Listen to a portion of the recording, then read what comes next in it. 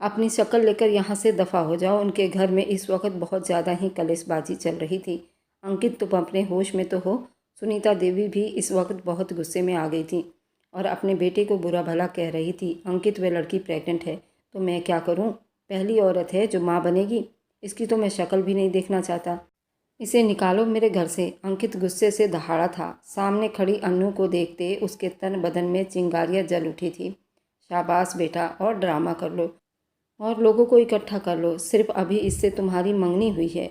अभी तुमने जो भी उसके साथ किया है, अगर वह किसी को भी मालूम पड़ेगा तो वह तुम्हारी जान ले लेंगे। उसके मुंह पर हाथ रखकर उसकी आवाज़ दबाते हुए घबराई हुई लग रही थी, जबकि कमरे में एक और जान की सिसकियां गूंज रही थी। तो मैंने कहा था मेरे अरमानों को हवा दो, मेरी जवानी में आग लगा दो और मुझे सुकून पहुंचा दो। मैंने कहा था मेरी मंगनी करवा दो। इसे ले जाओ मेरी नज़रों के सामने से, नहीं तो मैं इससे भी ज़्यादा बुरा कर दूंगा। वह चिल्लाया था अपनी माँ पर जब सुनीता देवी ने उसके मुंह पर थप्पड़ों की बरसात की थी और अपना सर पकड़कर अपने आप को कोसने लगी थी। शायद मेरे परवरिश में ही कोई कमी रह गई है।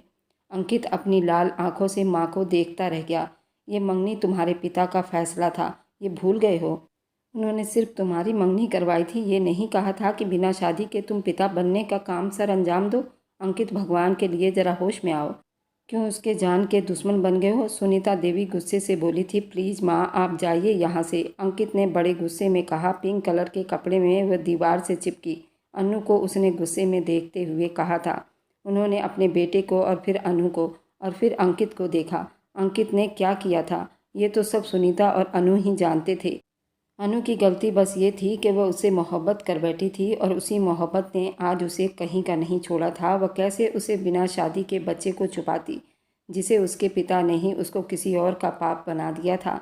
चलो अनु, सुनीता देवी ने अनु का हाथ थामा ही था कि वह एकदम से, इधर लक्ष्मी सुनो बेटा। जी आंटी जी। लक्ष्मी जो सीढ़ियाँ चढ़ रही थी सुनीता की आवाज़ पर रुकी थी। ये कोट पैंट है और इसे अंकित के रूप में दे दो बेटा, कल मंगनी है तो वह तैयारी कर लेगा। सुनीता देवी के शब्दों में हमेशा मिठास होती थी। वह अपनी हर औलाद के लिए प्यार करती थी। जी माँ जी। वह कोट पैंट लिए अंकित के रूम की तरफ बढ़ रही थी। दरवाजे पर हल्की सी आहट देते हुए वह अंदर दाखिल हुई थी। देखो सोनिया, मैं कह रहा हूँ ना, मैं सिर्फ तुम्हारा और तुम्हारा ही रहूँगा। मुझ पर विश्वास करो, ये सब एक ड्रामा है।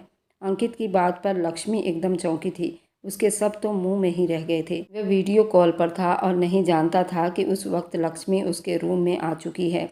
उसकी बातें भी सुन चुकी थी। नहीं, तुम सिर्फ मेरे हो और शादी भी मुझसे ही करोगे, समझे तुम? वह अंकित पर पूरा अपना अधिकार जमा रही थी। लक्ष्मी धीरे धीरे कदम उठाती उसके सामने आ गई। अपने पीछे लक्ष्मी भाभी को कमरे में देखता अंकित थोड़ा सा गड़बड़ा सा गया था और जल्दी कॉल डिस्कनेक्ट कर दिया था। ये सब क्या है अंकित? ये लड़की? कुछ नहीं भाभी, आप इधर आओ। वह बातों को टाल मटोल कर रहा था। देखो, ये माँ जी ने दिया है। कोट पैंट उसके सामने रखते, अंकित प्लीज कुछ ऐसा मत करना, सब घर वाले तुमसे नाराज हो जाएं। भाभी, मेरे साथ हो रही इस अन्याय को सब अपना मुंह बंद करके देख रहे हैं। कोई मेरे अधिकार के लिए कुछ भी नहीं बोल रहा। इस जोर ज़बरदस्ती से क्या होगा? सिर्फ बर्बादी। प्लीज़ अंकित, ऐसा मत कहो। तुम जानते हो जब पापा जी को पता चलेगा तो बहुत ही मुसीबत आ जाएगी। लक्ष्मी ने उसे समझाना चाहा। अब क्या बचा है भाभी, सब कुछ बुरा ही तो हो रहा है, तो अब बुरा होता ही रहेगा। खैर, आप प्लीज़ इस राज को राज ही रहने दो। अपने पति से भी कुछ मत कहना, वरना पापा से पहले उन्हें मेरा जीना हराम कर देना है। अंकित ने उसके आगे हाथ जोड़े थे। अंकित, मेरी बात सुनो। देखो, ये जो रिश्ते होते हैं ना, ये बहुत ही कीमती होते हैं और सब तुम्हारे अपने हैं। किसी अनजानी लड़कियों के लिए अपनों को तकलीफ़ मत देना।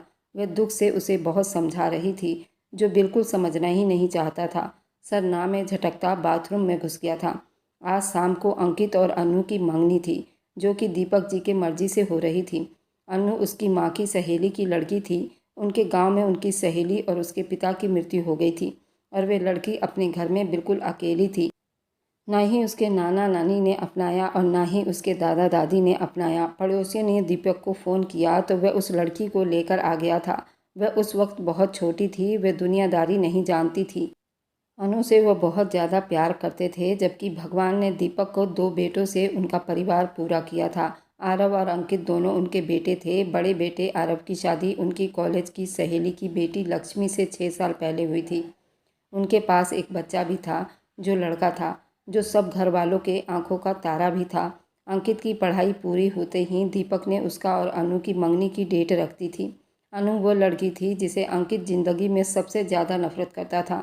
जहाँ सब घर के लोग उस पर अपनी जान निछावर करते थे, वहीं अंकित का बस चलता तो उसे जिंदा ही ज़मीन में गाड़ देता। वह अनु से बहुत ज़्यादा ही चिढ़ता था और वक्त की मार की वजह से वह जो बाहर जाना चाहता था, उसका रिश्ता उसी लड़की से हो गया था। उसने उसी वक्त अच्छा खासा हंगामा खड़ा किया था। उसे पेरिस जाना था। वह हिंदुस्तान में नहीं रहना चाहता था। उसे अपने फ्यूचर की चिंता थी, लेकिन विदेश जाने की असल वजह सामने आई तो वह कोई और नहीं, एक लड़की थी। लक्ष्मी उसके कपड़े को अलमारी में रखते गहरी सांस भरते बाहर आई थी। पापा पापा। अचानक आर्यन के आने पर आरव के अंदर जाते कदम दरवाजे पर उसको देखने पर रुक गए थे। आर्यन को अपना नाम बुलाते देखकर वह उन्हीं कदमों पर पलटा था। लक्ष्मी ने मीठी निगाहों से ये मंजर देखा। पापा की जान, क्या कर रहा था? आरव उसके गाल पर जोरदार किस करते उसे रुलाने लगा। अच्छा कर रहे हो आरव। वह उसके पास आते आर्यन की रोती सूरत देखते प्यार से बोली। लेकिन आरव ही क्या, जो जरा सा भी सुन लेता। वह अपने जान से प्यारे बेटे के गाल के साथ खेलता हुआ उसे और ज़्यादा परेशान कर रहा था। वह 6 साल का आर्यन रोती आंखों से मुस्कुरा भी रहा था। पापा उसे तंग कर रहा था, लेकिन उसे चाहिए भी पापा ही था। लक्ष्मी दीदी, आपको बड़ी मैडम बुला रही है। ठीक है, आती हूँ। आरव, आप रूम में चलिए, फ्रेश हो जाओ, मैं खाना लगवाती हूँ। वह पति से कहती पलटी थी, भूख नहीं है। आरव के शब्द पर वह चौंकी। क्या मतलब भूख नहीं? क्यों भूख नहीं लगी? लक्ष्मी ने यह महसूस किया था कि वह उसे इग्नोर कर रहा था, बराबर बेटे के साथ खेल रहा था। आरव, मैं आपसे बात कर रही हूँ ना। उसने आरव की कलाई थामे खींची तो आरव ने अपनी कलाई वापस छुड़वा ली, जिस पर लक्ष्मी अपनी खाली हाथ देखते रह गई। आंखें भीग गई थी। एक हिचकी लेते वह वहाँ से अपने कमरे की तरफ भागी थी। कितनी ही नाराज होती, पर आरव ने कभी उसका हाथ नहीं झटका था।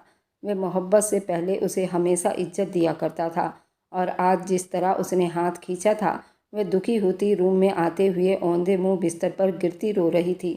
न जाने क्यों वह इन दिनों कुछ ज़्यादा ही भावुक हो गई थी। छोटी छोटी बात को दिल पर लगा लेती थी। कुछ ही देर में आरव रूम में आया तो वह उसे रोता देखकर गहरा सांस भर गया। अपने कोट पैंट उतारता वह उसके तरफ बढ़ा। आर्यन को उसकी दादी के पास छोड़ आया था।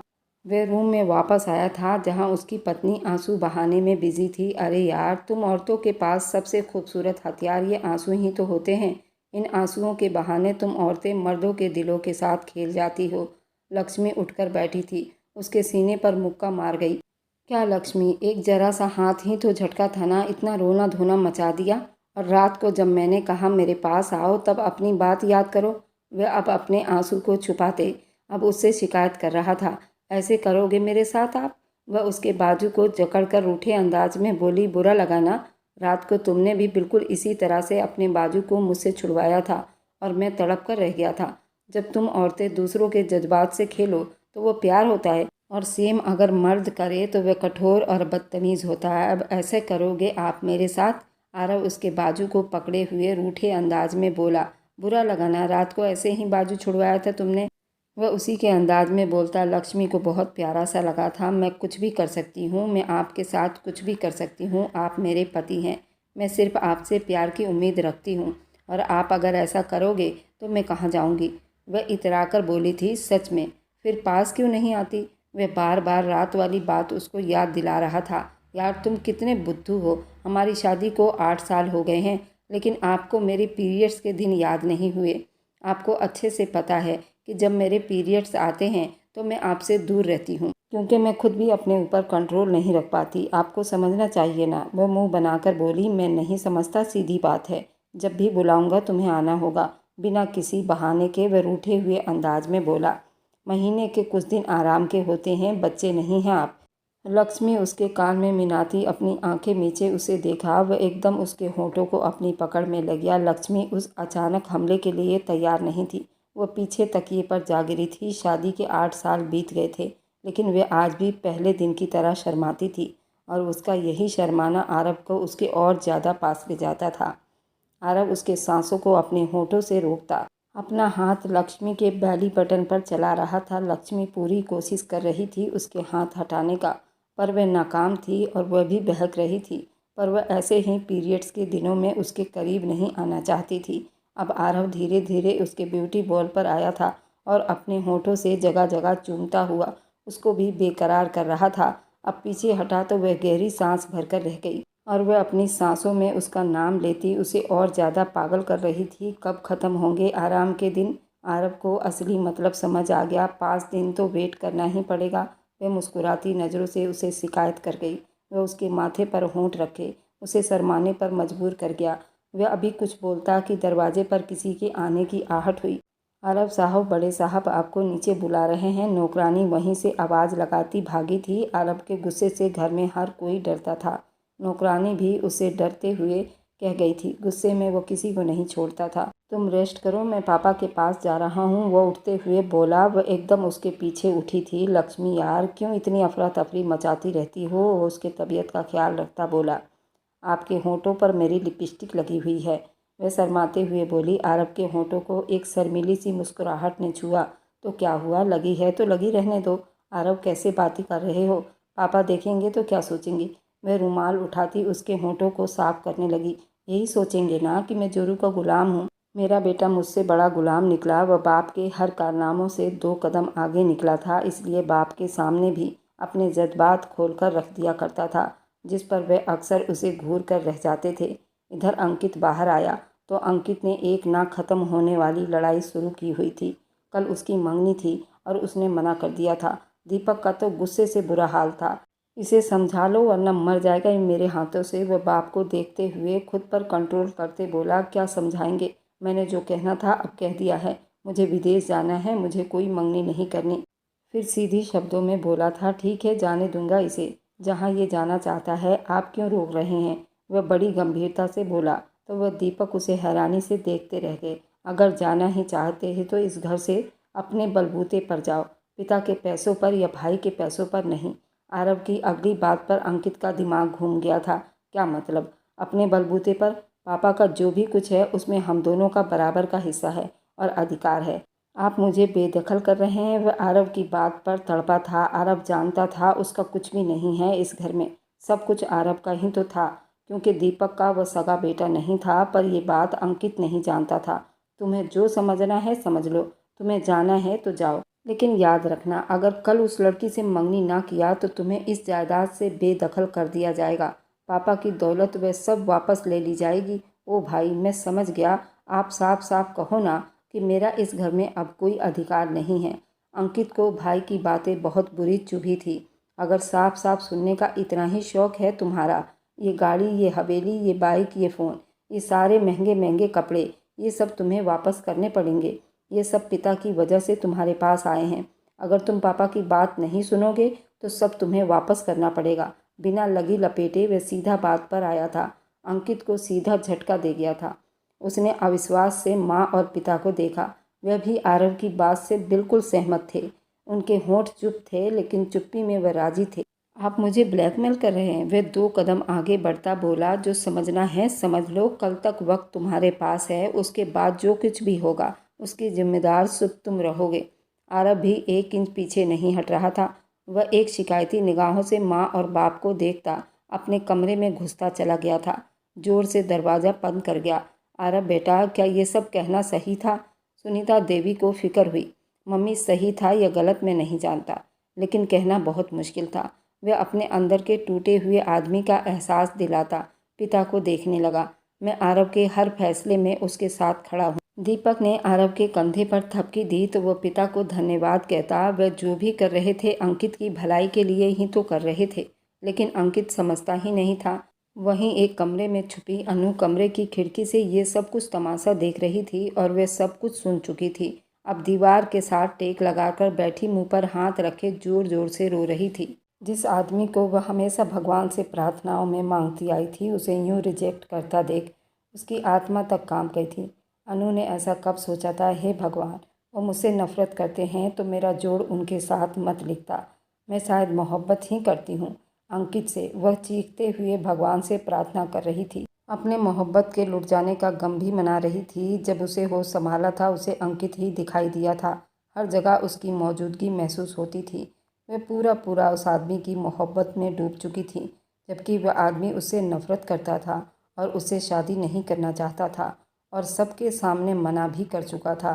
ये कैसी जुल्म थी। हमेशा मोहब्बत करने वाले लोगों के दामन में दुख क्यों लिखा होता है। अनु का दिल कर रहा था कि अंकल से कह दे, ज़बरदस्ती मत करो, लेकिन वे जानती थी वे नहीं बोल पाती। वे अपने अंकल का सर झुका ही नहीं सकती थी।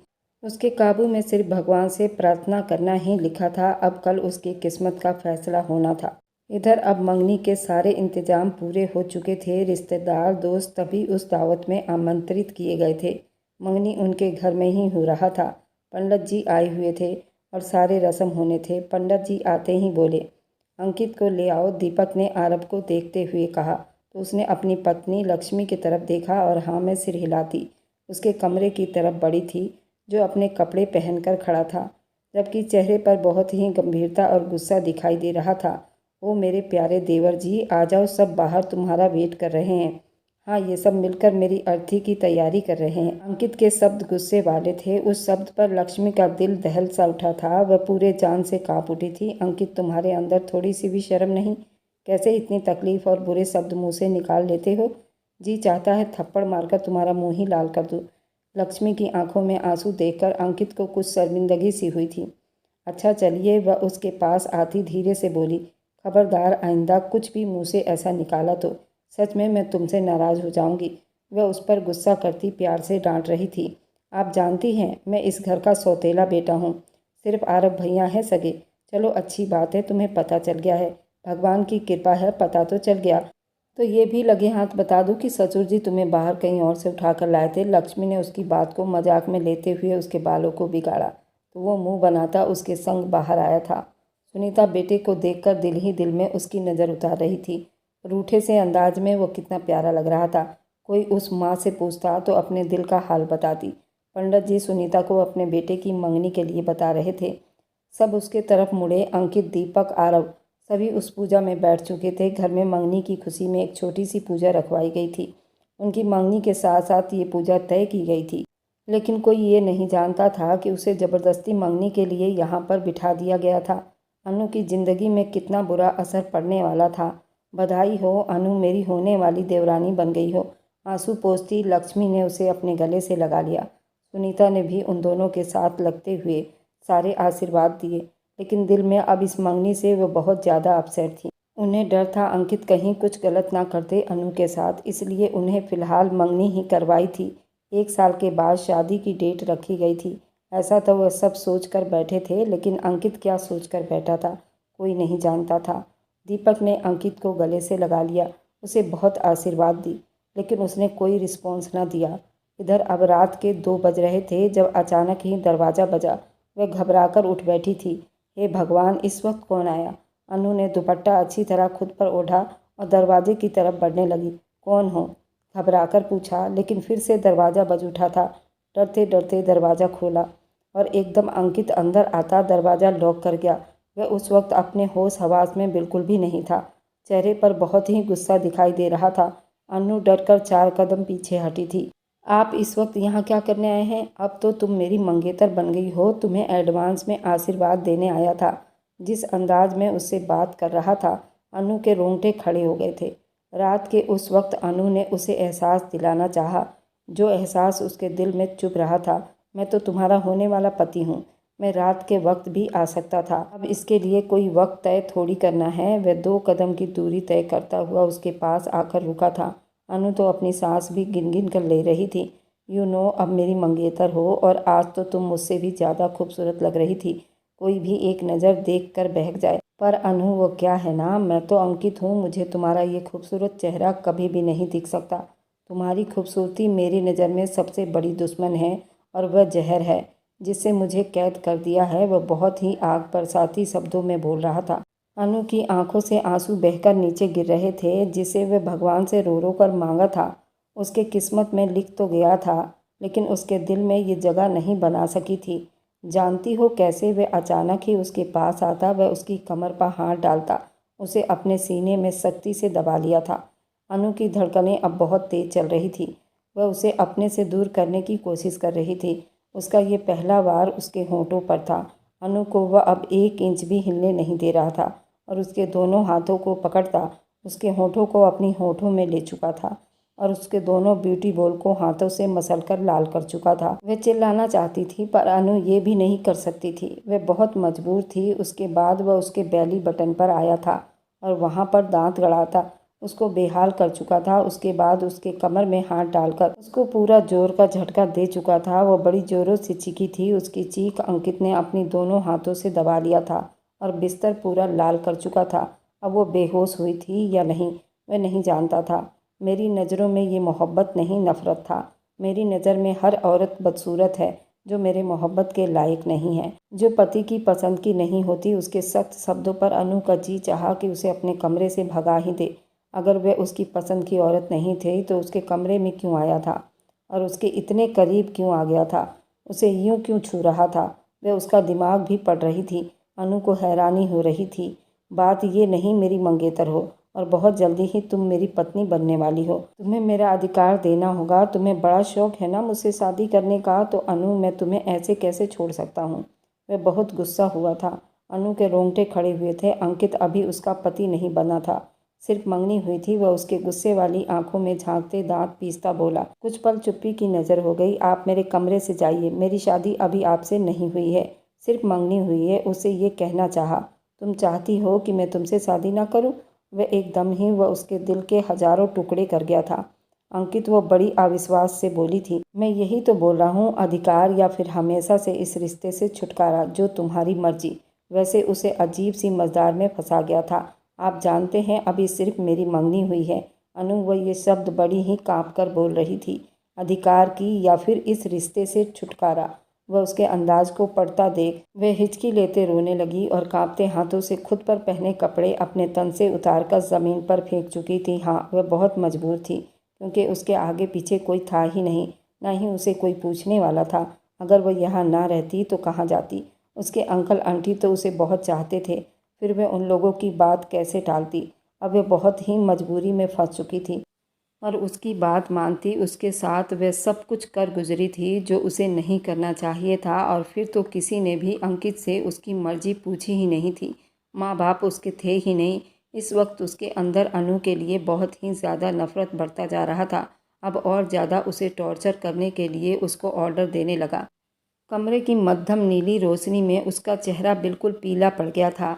जल्दी से अपने सारे कपड़े निकालो, मेरे नफ़रत को सुकून का हवा दो। वह चीख उठी थी। कांपती हाथों से अपने ब्लाउज़ के हुक को खोलने लगी।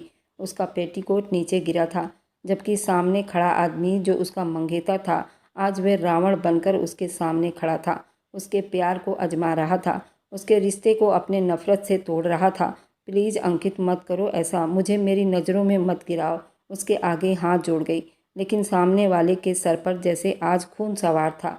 उसका बस नहीं चल रहा था कि अन्नू को जान से ही मार डाले, जिसकी वजह से उसकी गर्लफ्रेंड उससे दूर हो गई थी, जिससे वह शादी करने का इरादा रखता था। विदेश जाना तो एक बहाना था, उसे सोनिया से मिलना था, उसे अपना रिश्ता बनाना था। लेकिन सामने खड़ी लड़की ने उसकी मोहब्बत पर आग डाल दिया था। ऐसे में वह कैसे उसे सुकून से रहने देता? आगे बढ़ते एक पल में उसके तन से सारे कपड़ों को अलग करते वह दूर जाकर गिर पड़ी थी। अनु मुंह फेर कर सिसक उठी थी। अपने बाजू से खुद को छुपाना चाह रही थी, जबकि उसके कमर को अपने दोनों हाथों से पकड़ता उसकी चीख निकलवा चुका था। सारा बिस्तर लहूलुहान हुआ था। वह उसके मुंह पर हाथ रखते अंकित उसको अपनी मुट्ठी में दबाता उसे बुरी तरह से तड़पा गया था। अगले ही पल उस पर अपने दांतों का दबाव बढ़ा था। वह ये सब महसूस करते अनु की सांस गहरी हुई थी। वह उसे अपने दांतों से लाल कर चुका था, अपना सारा गुस्सा बेजान सी लड़की पर उतार रहा था। आखिर उस लड़की की गलती ही क्या थी? वह धीरे धीरे आगे बढ़ने लगा। वह अपने कपड़े को भी उतार कर दूर फेंक चुका था। वह एक झटके से अनु को अपने करीब करता अब उसको बड़ी तकलीफ दे रहा था। अनु का जी चाहा कि ज़मीन फटे और वह उसी में समा जाए। अनु की मोहब्बत उसे कितना नीचा गिरा चुकी थी और इतना बुरा बना दिया था। उसे अब कहीं का नहीं छोड़ा था। आज वह अपनी मोहब्बत में बर्बाद हो चुकी थी। हे भगवान, ये कैसी मोहब्बत की परीक्षा है? भगवान, आप ही मेरी मदद करो, अब मुझसे नहीं सहा जाएगा। वह दिल ही दिल में अपने भगवान से बात कर रही थी। एकदम ही अंकित ने उसका मुंह अपनी तरफ करते उसके बालों को खोल दिया। वह जो उससे और ज़्यादा नफरत में बदला लेने आया था, अब उसके खूबसूरती पर अपना अधिकार जता रहा था। कुछ हद तक वह भी बहक रहा था। वह खुद भी नहीं जानता था, क्योंकि वो उस नीयत से यहाँ नहीं आया था। उसे झटके से बिस्तर पर धक्का देते गिरा चुका था, उसके धड़कनों पर कब्जा कर चुका था और माहौल को और भी ज़्यादा डरावना बना चुका था। वह अपने खुले जिस्म से उसे खा जाने वाली निगाहों से देख रहा था। दांत पर दांत जमाए अंकित की नीयत को समझते बहुत डर रही थी। अंकित ने उसे दोनों टांगों से पकड़कर बिस्तर पर धक्का दिया था। जब तुम अपनी मर्जी से राजी हो गई हो तो ये शर्माना कैसा और डरना कैसा, चिल्लाना कैसा। अब ज़्यादा नखरे मत दिखाओ, सीधी हो जाओ। उसे अपने ही हाथों से सीधा करता, उसका सर तकिए पर रखता, उसके गर्दन पर दांत गड़ाता, उसके शरीर के हर हिस्से को लाल कर चुका था। लेकिन नफरत में उसे अपना अधिकार दे रहा था, लेकिन उसके दोनों हाथों की उंगलियों में अपनी उंगलियों को फंसाता। वह गुस्से से उसके होठों पर झुकता, उस पर वह सब कुछ भूलता, उसके जिस्म को अपने नफरत का निशाना बना चुका था। वह रात भर सिसकियां छुपाती रही, जबकि कमरे की दीवारें उसकी तड़पती सिसकियां और आहें सुन रहे थे। सिर्फ उसे छोड़ देने के चक्कर में वह अपने आप को उसे सौंप चुकी थी, जबकि वह ये नहीं जानती थी कि वह चाहकर भी उसे छोड़ नहीं सकता था। दीपक ने बंदोबस्त ही बहुत अच्छा सा कर दिया था। उसको प्रॉपर्टी से बेदखल करने की धमकी दी थी और उसे सब कुछ छीन लेने के लिए कहा गया था, जिसकी वजह से वह चुपचाप इस मंगनी को करने पर तैयार हो गया था। 22 साल की अनु नहीं जानती थी और उस नौजवान के कब्जे में आ गई थी और उसके हैवानियत को बर्दाश्त कर गई थी और वह अपना अधिकार अब ले चुका था। अब उसके पास औंधे मुंह लेटकर गहरी नींद में जा चुका था, जैसे सुकून सा आ गया हो। पर वहीं वो लड़की पूरी बर्बाद हो चुकी थी। अपना बिखरा हुआ जिस्म लिए वह जरा सा बैठी, दिल में दर्द की एक टीस उठ रही थी। सामने सोया हुआ वह आदमी उसके दिल में रहता था, लेकिन इतनी बेदर्दी से उसका दिल तोड़ कर जाएगा वह किसी से शिकायत भी नहीं कर सकती थी। मुंह फेर कर सिसक उठी थी। धीरे धीरे रात बीतती जा रही थी और अनु के आंसुओं में और बढ़ोतरी होती जा रही थी। कब उसकी आंख लगी वह होश में ना थी। धीरे धीरे सूरज जमीन को अपनी रोशनी में ले रही थी। हर तरफ परिंदे की चरचराहट की आवाज़ गूंजने लगी थी। अंकित ने बस मंदी सी आंखें खोली तो जरा सा उसे देखते ही अपना मुंह फेर गया था। कुछ पल तो उसे याद ही नहीं रहा वह कहाँ है। फिर बीती रात के एक एक मंजर को याद करता वह दांत पर दांत जमाए गुस्से में मुंह फेरते उस लड़की को देखता चला गया।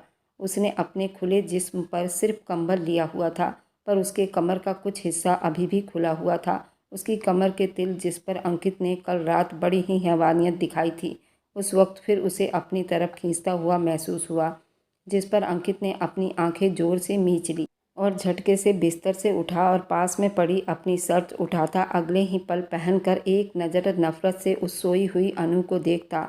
उसे एक पल को खुद से नफरत हुई थी। वह उसके साथ प्यार के इरादे से नहीं आया था। ये सब अचानक ही हुआ था, क्योंकि इस सब की वजह वह अनु को ही समझ रहा था। वह गुस्से से दरवाजे की तरफ बढ़ा, फिर रुकता कुछ सोचते उसके तरफ वापस आया। वह नहीं चाहता था कि उसके जाने के बाद कोई भी यहाँ आए और उसे इस हाल में देखे। जो भी था, अब वह उसकी इज्जत थी, उसकी होने वाली पत्नी थी। अनु उसे गुस्से से बुला गया था, लेकिन वह बिल्कुल भी नहीं हिल पा रही थी।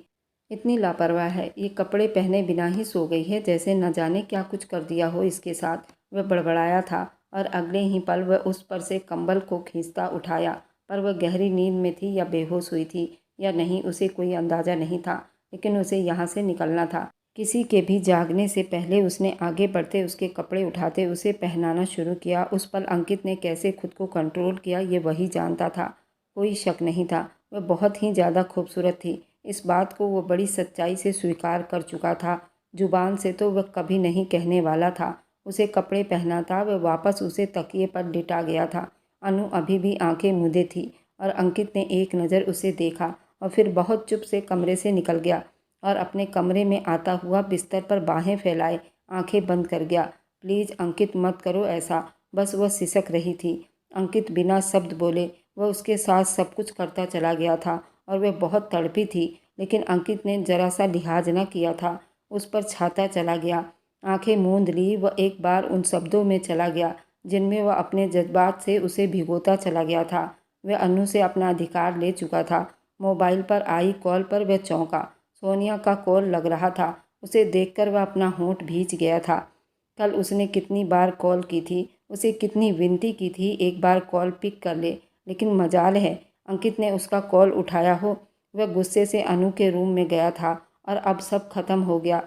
कॉल बंद हो चुकी थी। वह मुंह फेर गया। अगले ही पल कॉल फिर से आने लगी थी। उसे इग्नोर करता आंखें मीच गया। अब क्या बचा था वह उससे बात करता। इधर अंकित फिर से बोलने लगा, पापा मुझे जाना ही होगा। सुबह नाश्ते की टेबल पर आर्यन अपने पिता का सर खा रहा था। कहाँ जाना चाहता है मेरा पोता? दीपक ने कुर्सी घसीटते बैठते मोहब्बत और प्यार से पूछा था। तो वह दादी की गोद में जाकर छुप गया था। दादी मुझे घूमने जाना है। वह अपने नन्हे हाथों से दीपक और सुनीता के गोद में जाकर बैठा था। दीपक ने उसे अपने हाथों में भरने की कोशिश की थी। वह बहुत प्यारा प्यारा सा लगा। कहाँ जाना है घूमने मेरे बच्चे को? वह उसके गले पर प्यार करते बोले, जबकि आरव अब नाश्ता करने में बिजी था। उसकी एक खास मीटिंग थी, आज उसे जल्दी निकलना था। आर्यन मुंह बनाकर बोला, मुझे मम्मी पापा के साथ जाना है। वह बहुत ही प्यारे चेहरे के साथ बोलता। दीपक का दिल ले गया था।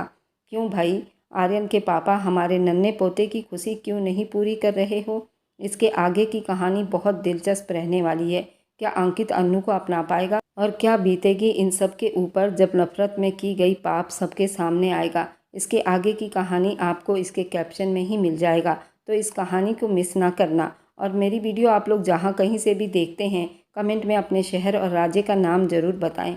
मुझे आप लोगों के कमेंट पढ़ने में बहुत आनंद आता है और उन सभी का मैं बहुत बहुत धन्यवाद करना चाहती हूँ जो लोग मेरी वीडियो को देखते हैं, लाइक करते हैं और शेयर करते हैं।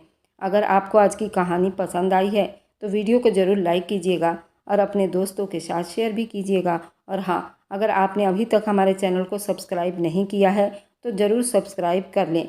मिलते हैं हम अपनी कल की एक और नई दिलचस्प कहानी के साथ। मुझ पर सदा अपना प्यार और स्नेह बनाए रखें।